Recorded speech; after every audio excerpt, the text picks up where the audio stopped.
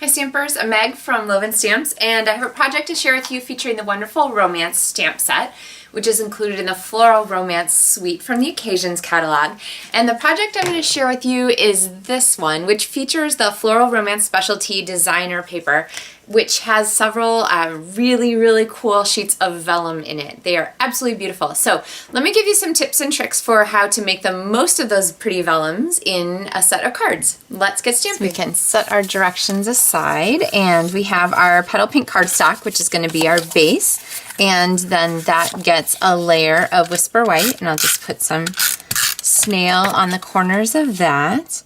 And then the next layer to go on is going to be our vellum. So this is the pretty vellum that I was talking about. And the great thing about putting it on a Whisper White layer is that you can really show off those colors. But the tricky thing with vellum is that you don't want to put adhesive where it's going to show through the vellum. So I'm going to back up from that and start sort of from the top and go down. So this is going to be our circle here that's pre-punched in your kit.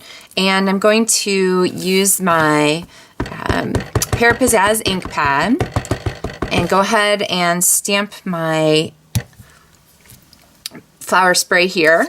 And then while this ink is still a little bit wet, I can take my aqua painter and go through and just sort of smudge some of those lines a little bit because they're water-based, so I can sort of move that green color around and get some of that Pear Pizzazz ink.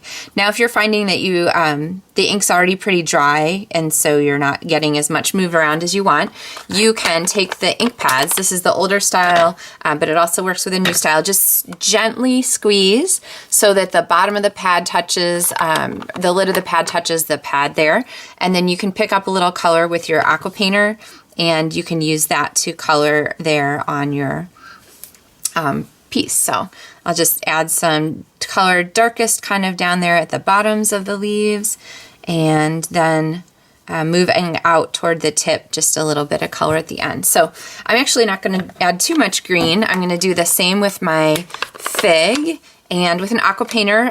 These are just, they come as a set of two, so one has a bigger tip, one has a smaller tip, and you unscrew the barrel and you can fill it with whatever liquid you want. In this case I have water, which is what you want to use with your classic pads. And so I'm going to do some fresh fig here and add a little color to the tips there of those flowers. I'm going to make the bigger flowers petal pink.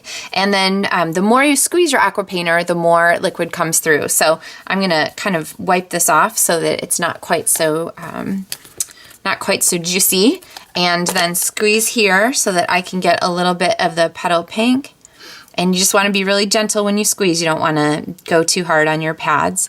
And if you're finding that you don't quite get enough ink in the lid, the other thing you can do is just grab a block and smudge the block right there onto the corner of your ink pad, so that you're picking up ink on your block or any other surface, like an old CD works, and then you're basically making yourself a little ink pad that you can use.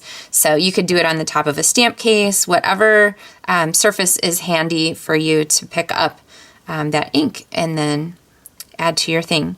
So we're going to add just a little bit more of the green, I think, my Pear Pizzazz. Okay, so after you color, then you're going to go ahead and add some strips to this.